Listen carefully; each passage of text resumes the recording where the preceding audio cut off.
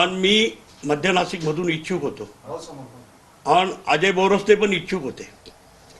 तर आम्ही दोघंही तिकिटासाठी प्रयत्न करत होतो. आणि माझ्याकडे त्यावेळेस नीलमताईंचा कार्यकर्ता भैया भायती म्हणून नाशिक रोडचा कार्यकर्ता हा माझ्याकडे आला. तो ने ताई थ्रू आपल्याला करायचं का? म्हटलं 100% करायचं.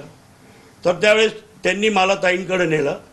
ताईंशी माझी चर्चा करून दिली. ताईंना सांगितलं का असं असं आहे, माझी पार्श्वभूमी सगळी सांगितली. आणि ताईंना माहिती पण होती, कारण मी 43 वर्षापासून पक्षामध्ये काम करतोय. तर त्यावेळेस ताईंना सगळं सांगितल्यानंतर ताईंनी सांगितलं तिकिटाचं करता इतके पैसे मला द्यावा लागेल. त्यावेळेस आम्ही काही पैसे पोहोचवले त्यांच्याकडे.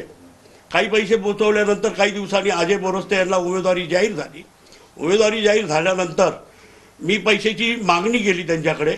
आज देते उद्या देते असं करत गेले. मग मी एक दिवस सांगितलं का मी पत्रकार परिषद घेईन आणि पत्रकारांसमोर हा विषय सगळा मांडेल. तर त्यांनी मला सांगितलं माणूस पाठवा मनोऱ्याला आमदार निवासला, तिथं तुमचे पैसे मिळून जातील. मग मी संदेश फुले आणि राजेंद्र शे आम्ही तिघही तिथे गेलो. तिथे गेल्यानंतर त्यांनी काही अमाऊंट दिली, काही अमाऊंट मला त्यातली कमी दिली. असा प्रकार झालेला. किती पैसे दिले होते? नाही, पैसे दिले मी तिला. किती दिले ते त्यांनाही माहिती आणि मलाही माहिती. सर्रासपणे हा सगळा प्रकार राज्यभर सुरू होता त्यावेळेला नाही, 100% अजून कार्यकर्ते येतील पुढे. बघा तुम्ही, अजून आमचे शिवसेनेचे नेते सुद्धा पुढे येतील, कारण असा प्रकार झालेलाच आहे. एवढे पद नीलम गोरे यांना खरं तर शिवसेनेने दिले.